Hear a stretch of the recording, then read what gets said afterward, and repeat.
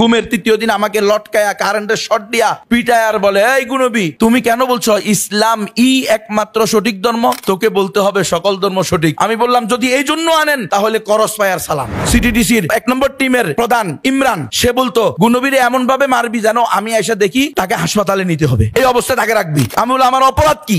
তোর অপরাধ তুই জানোস না? তোর বাপে কি করে? আমি তো আমার আব্বা কৃষক। ও তুই কৃষকের বাচ্চা, তুই কৃষকের বাচ্চা এত জোরে জোরে কথা বললি কে? এই কথা আমার বিড়াইতেছে। 10 দিন গুম রেখে 11তম দিন রাতের বেলা আমাকে মিরপুর 1 নম্বর কাঁধে একটা এই ব্যাগ ঝুলিয়ে দেওয়া হয়। এই ব্যাগের ভিতরে বিভিন্ন লিফলেট, হ্যান্ডবেল, বই যা আমি কোনোদিন দেখি নাই, এমনকি এমন ব্যাগ আমি কোনোদিন ব্যবহার করি নাই। এই ব্যাগ আমাকে ঝুলাইয়া দেওয়া হয়েছে। সেখানে নিয়ে আসার পর আমাকে বলে খবরদার কোনো কথা বলতে পারবেন না, সাংবাদিকেরা আসবে, চুপ থাকবেন। আপনাকে ক্রস ফায়ার দেওয়ার কথা ছিল, বেঁচে গেছে। 3 বারে 9 দিন রিমান্ড দিয়ে 7 দিন আলাতল পিটেছে প্রতিদিন। এমন কোনোদিন যায় নাই আমারে পিটায় নাই। অন্তত পক্ষে আমি চাই না আমার কোনো দুশ্মনও এই কারাগারে যান। আল্লাহ রব্বুল ইজ্জতের দরবারে লাখ কোটি শুকরিয়া যে আমরা অনেক দেরিতে হলেও কারাবন্দীদের অধিকার নিয়ে কথা বলার সুযোগ পেয়েছি। এজন্য আমি অন্তত আল্লাহর দরবারে শুকরিয়া আদায় করি, আলহামদুলিল্লাহ। ব্যাপকভাবেই যদি বলি সকল কারাবন্দীদের ব্যাপারে কোনো বৈষম্য ছাড়া, কোনো ধরনের তারতম্য ছাড়া, সাধারণ বলেন বিশেষ বলেন যে কোনো শ্রেণীর লোককে আমি ব্যক্তিগতভাবে কেউই কারাগারে যাক, বিশেষ করে এই মানবরচিত জীবন বিধানের তার মধ্যেও নিকৃষ্ট সেই ব্রিটিশদের দেওয়া পদ্ধতিতে অন্তত পক্ষে আমি চাই না আমার কোনো দুশ্মনও এই কারাগারে যাক। এখানে নির্যাতন, জুলুম, নিপীড়ন, বৈষম্য এবং অধিকার থেকে বঞ্চিত করা ছাড়া আর কিছু নাই। খুব সুন্দর করে লেখা থাকে, রাখিব নিরাপদ, দেখাবো আলোর পথ। এর সে মিথ্যা, এর সে ধোঁকা আর হতে পারে না। এমন মিথ্যা কথা। সেখানে ইয়াবা সরবরাহ করে, সেখানে গাজার সরবরাহ করে, স্বয়ং জেলার সুপার, সুবেদার, কারারক্ষীরা, প্রশাসনের লোকেরা সেখানে নিরাপদে রাখবে। যারা ছিল সেখানে, আমি ছিলাম 32 মাস। আমাকে মিথ্যা মামলা দিয়ে, আমি সাধারণ একজন আলেম, সাধারণ একজন মুসলমান, সাধারণ একজন বক্তা, আমাকে ধরে নিয়ে গেছে জঙ্গি নাটক করে। আমি আমার উস্তাদের বাড়িতে ছিলাম, একবার বলতেছিলেন রেফারেন্স বলেন, আমাকে নিয়ে গেছে, রেফারেন্স নেন। আমি নিজে আমার উস্তাদের বাড়ি থেকে আমাকে 6/7/2021 তুলে নিয়ে আসছে। বলছে সাদা পোশাকধারীরা, বলছে আপনার সাথে আমাদের প্রশাসনের লোকেরা একটু কথা বলবে, এরপরে আপনাকে ছেড়ে দিবে। আপনি যদি কোনো কথা না বলেন, আমাদের সাথে চলে যান, তাহলে আমরা আপনার উস্তাদের, আপনি যে বাড়িতে বেড়াইতে আসছেন এই বাড়ির কারোর সাথে আমরা কোনো খারাপ আচরণ করবো না। আর যদি আপনি কোনো ধরনের এখানে উচ্চ বাক্য করেন, তাহলে আমরা কিন্তু আপনার এই যে আত্মীয় স্বজন যারা আছে, আমার উস্তাদ, উস্তাদের মেয়ে, উস্তাদের স্ত্রী, উস্তাদের ছেলে, এদের সবাইকে ধরে নিয়ে আসবে। আমি মনে করলাম আমার জন্য আমার উস্তাদ কেন বিপদে পড়বে, ঠিক আছে চলো আমি যাই। গাড়িতে উঠানোর পরেই আমাকে চোখ বেঁধে ফেললো, হাতে হ্যান্ডকাপ পরিয়ে দিল, আর বললো যে গনবী সাহেব আপনি গুম হয়ে গেছেন। এরপরে গুম 10 দিন র্যাব 1-এ আমাকে গুম রাখা হয়েছে 10 দিন। এটা পরে বুঝতে পারছি র্যাব 1, আগে বুঝতে পারি নাই। চোখ তো বাধা দিল, ছিল 24 ঘন্টা। নামাজ পর্যন্ত পড়তে, নামাজের সময় পর্যন্ত হাত করা খুলে দেয় নাই, হ্যান্ডকাপ খুলে দেয় নাই নামাজের সময়। যদি বলতাম নামাজ পড়বো, হাত খুলে দেন, বলে না এভাবে পড়তে হবে, কোন হাত খুলে দেওয়া হবে না। এমন ভাবে জুলুম করা হয়েছে। 10 দিন গুম রেখে 11তম দিন রাতের বেলা আমাকে মিরপুর 1 নম্বর ওই যে বোটানিক্যাল গার্ডেনের পিছনে নিয়ে, সেখানে এই বেড়িবাঁধ যে আছে, সেখানে তামান্না ওয়াল ফ্যামিলি পার্ক এর অপোজিটে এই চায়না ফ্যাক্টরি নামে একটা জায়গা আছে, ওটার পরিত্যক্ত গেইটে আমাকে পোশাকধারী র্যাবের হাতে তুলে দেওয়া হয়। পোশাকধারী র্যাব 4 তারা আমাকে সেখান থেকে নিয়ে আসে। তখন আমার কাঁধে একটা এই ব্যাগ ঝুলিয়ে দেওয়া হয়। এই ব্যাগের ভিতরে বিভিন্ন লিফলেট, হ্যান্ডবেল, বই যা আমি কোনোদিন দেখি নাই, এমনকি এমন ব্যাগ আমি কোনোদিন ব্যবহার করি নাই। এই ব্যাগ আমাকে ঝুলাইয়া দেওয়া হয়েছে। সেখানে নিয়ে আসার পর আমাকে বলে খবরদার কোনো কথা বলতে পারবেন না, সাংবাদিকেরা আসবে, চুপ থাকবেন। আপনাকে ক্রস ফায়ার দেওয়ার কথা ছিল, বেঁচে গেছেন, এজন্য কোনো কথা বলতে পারবেন না। বাপ মায়ের দোয়ায় বেঁচে গেছেন, এখন কোনো রকম চলে যান, একটা হালকা মামলা দেওয়া হবে, কয়দিন পরে এমনি বের হয়ে যাবেন। এই কথা বলে সাংবাদিকদেরকে সামনে কোনো কথা বলার কোনো সুযোগ নেই। সাংবাদিকরাও কোনো প্রশ্ন করে না, তাদেরকে যেটা বলা হয়েছে এটা তাদেরকে বিরানি দেওয়া হবে। একটা পানি দেওয়া হবে আর একটা জুসের বোতল দেওয়া হবে, অথবা একটা মজুর বোতল দেওয়া হবে। খুব সুন্দর। আমাকে নিয়ে গেছে র্যাব, ওই যে র্যাবের যে হেডকোয়ার্টার, সেখানে নিয়ে গিয়ে 13 তলার উপরে আমাকে 2টা মাস পড়াইছে। 2টা মাস পড়াইয়া পরের দিন ঘুম থেকে যেদিন প্রকাশ করছে তার পরের দিন নিয়ে এসে আমাকে বলছে, খবরদার কোনো কথা বলতে পারবেন না। 2 জন 2 দিক দিয়ে আমাকে এমনভাবে ধরে রাখছে, কথা বলতে গেলেই আমাকে এমনি করে চাপ দেয়, ওরা কথা বলতে দিবে না। সাংবাদিকদেরকে বলছে কোনো প্রশ্ন করতে না, এখন করোনা ভাইরাস চলতেছে, উপর থেকে অর্ডার, কোনো কথা বলা যাবে না। দেখেন আমার ওই ইয়াতে 2টা মাস লাগাই দেওয়া হয়েছে। অধিকার, এটা হলো মানব অধিকার, এটা হলো মানবতা, এটা হলো প্রত্যেকে তার বাকস্বাধীনতা নিয়ে চলতে পারবে। এটা যে বলা হয় পশ্চিমাদের এই সমস্ত বাকস্বাধীনতা, এই সমস্ত মানবাধিকার, পৃথিবীর মধ্যে এর চেয়ে বড় ধোঁকা আর হতে পারে না। মিথ্যুক, প্রতারক। আর এরা এখন আসে এই দেশে মানবাধিকার কমিশনের অফিস করার জন্য। মানবাধিকার এরা চিনে? এই ব্রিটিশ ল, এর মধ্যে কোনো মানবাধিকার আছে? নিরপরাধ মানুষ বছরকে বছর জেলে থাকবে, এরপরে 30 বছর পরে রায় হবে বেকসুর খালাস পাইছেন। বেকসুর খালাস পাইছে 30 বছর পরে। ওর জীবন যৌবন, পরিবার, দেশ, ঠেস, অর্থ, সম্পদ, ব্যবসা বাণিজ্য সব খালাস, এরপরে সে এখন বেকসুর খালাস পাইছে। এটার নাম হলো এই বর্তমান যে ল চলতেছে আমাদের দেশে, আইন চলতেছে, এই ব্রিটিশ আইন। খুব আমরা বলি, আপনারাও বলেন দেশ স্বাধীন, আমরা স্বাধীন জাতি। কিসের স্বাধীন জাতি? বিচারের বেলায় কি আমরা স্বাধীন? যদি আমরা স্বাধীন হইতাম তাহলে স্বাধীন মানুষকে গুম করা হয় কিভাবে? কোন অধিকারে গুম করবে? কে গুম করবে? আমি যদি অপরাধী হই, আমি একজন সাধারণ আলেম, সাধারণ বক্তা, আমার বড় কোনো পরিচয় নাই, আমি সারা দেশব্যাপী ওয়াজ করি আলহামদুলিল্লাহ, সারা দেশব্যাপী দাওয়াতের কাজ করি আলহামদুলিল্লাহ। তো আমি কি গোপন লোক ছিলাম? আমাকে গুম করা হইলো কেন? আমি জিজ্ঞেস করছি গুম করছেন কেন?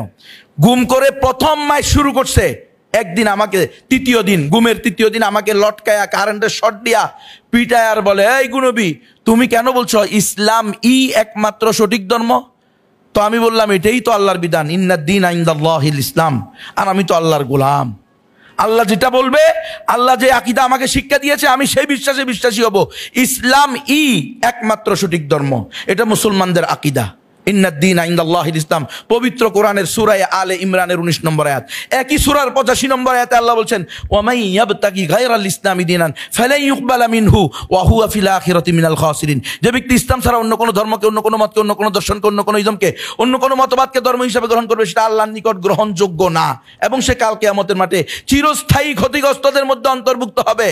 এটা আমার আকীদা, এটা আমার বিশ্বাস, এটা আমার ঈমান, এটা আমার রবের ঘোষণা, আমি এর বাইরে যেতে পারি না।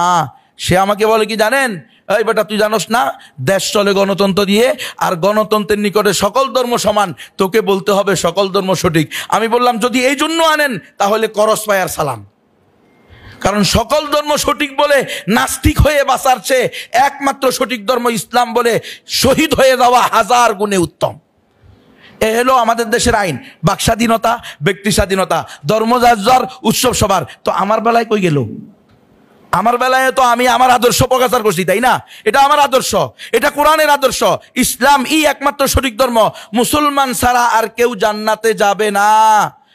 যদি যত বড় আলেম হোক, যত বড় পীর হোক, যত বড় বুজুর্গ হোক, যত বড় সাধারণ হোক আর অসাধারণ হোক, ক্ষমতাশীল হোক আর ক্ষমতাহীন হোক, যারাই বলবে সকল ধর্ম সঠিক, তারা হবে নাস্তিক। এটাই ইসলামের বিধান, এটাই মুসলমানদের আকীদা, এটাই আহলুস সুন্নাহ ওয়াল জামাতের আকীদা। যাই হোক, আমাকে বলতেছে তুমি মডেল লাইসেন্সের বিরুদ্ধে ওয়াজ করছো কেন? তো আমি বললাম মডেল লাইসেন্স মুসলমানের দেশে, 90% মুসলমানের দেশে মডেল লাইসেন্স দেওয়া হবে কেন? বলতেছে এই বেটা, ডমেরা দেখো না, এরা বাথরুম পরিষ্কার করতে হলে মদ খাইতে হয়। ডমদের জন্য নাকি গুলশানে, বনানীতে, বিভিন্ন রেস্টুরেন্টে, বিভিন্ন পর্যটন এলাকায় নাকি ডমদের জন্য মডেল লাইসেন্স দিছে। আমাকে বলছে, আমাকে, এই তুমি কেন বলছো নারীরা পর্দা করতে হবে? আমি বলছি সেই জন্য আল্লাহ বলছে, ওই জন্য আল্লাহ বলছে নারীদেরকে পর্দা করার জন্য, ইউদনিনা আলাইহিন্না মিন জালাবিবিহিন্না, তারা তাদের শরীরের উপরে পর্দা ফেলে দিবে, কাপড় ফেলে দিবে, ওড়না ফেলে দিবে, এই জন্য আমি বলছি। বলে না, নারীরা যদি পর্দা করে তাহলে এই দেশের অর্ধেক জনগণ, দেশ উন্নত হবে কিভাবে? বলেন এগুলো আমার অপরাধ? আমি একজন নাগরিক, এই দেশের স্বাধীন নাগরিক, বৈধ নাগরিক হওয়ার পরে আমরা তো আর এখানে উড়ে এসে জুড়ে বসি নাই, বিন্দেশ থেকে আসি নাই। তাহলে আমার কেন আদর্শ আমি বয়ান করতে পারবো না? আপনারা না সাংবাদিকরা বলেন মত প্রকাশের স্বাধীনতা, কোথায় মত প্রকাশের স্বাধীনতা? আমার আদর্শ, আমার আকীদা, আমার বিশ্বাস, আমার ধর্ম অনুযায়ী আমি কথা বলতে গেলে আমি কেন জঙ্গি হয়ে যাই? টাকনুর উপরে কাপড় পরা, এটা তো আমার রসুলের পক্ষ থেকে ঘোষণা দেওয়া হয়েছে। হ্যাঁ, যে ব্যক্তি টাকনুর নিচে কাপড় পরবে, পায়জামা পরবে, লুঙ্গি পরবে, সে জাহান্নামে যাবে।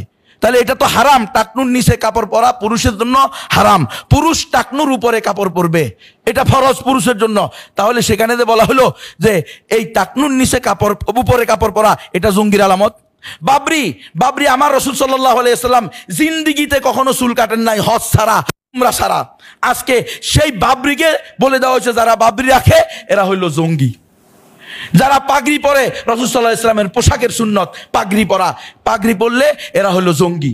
যারা গার্লফ্রেন্ড রাখে না, গার্লফ্রেন্ড নাই, এই ছেলে তোমার বয়স 17-27 বছর, তোমার বয়স 22 বছর, তুমি এখন এই বয়সে বিয়ে করলে কেন? এই বয়সে তুমি 2-4টা গার্লফ্রেন্ড রাখবা। এই তুমি যে গার্লফ্রেন্ড রাখলা না, এই জন্য তুমি জঙ্গি। জানেন আপনারা, এটা আমাদের সামনে বলা হয়েছে, আমাদের সামনে। সিটিডিসি, কাউন্টার টেরোরিজম, র্যাব, এদের প্রত্যেকের কাজ ছিল এগুলো। কাদের ইন্ধনে করছে?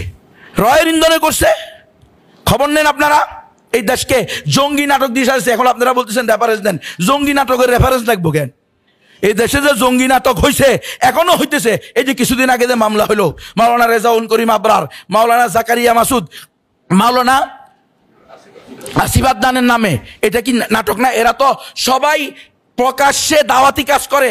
এমনকি রেজাউল করিম আবরার তো একটা রাজনৈতিক দলের গুরুত্বপূর্ণ পদে আছে, তাকেও বলা হইতেছে কি সে জঙ্গি। তার মানে কি? মানে যারাই ইহুদি খ্রিস্টানদের, মুরতাদদের, ওই যারা কায়েমি স্বার্থবাজ, তাদের বিরুদ্ধে কথা বলবে, তারাই জঙ্গি হয়ে যাবে। কারণ এই একটা সহজ জিনিস, কাউকে জঙ্গি বললে এই দেশে তাকে সবচেয়ে লাঞ্ছিত, অপদস্থ, অপমানিত করা, এটা সবচেয়ে সহজ।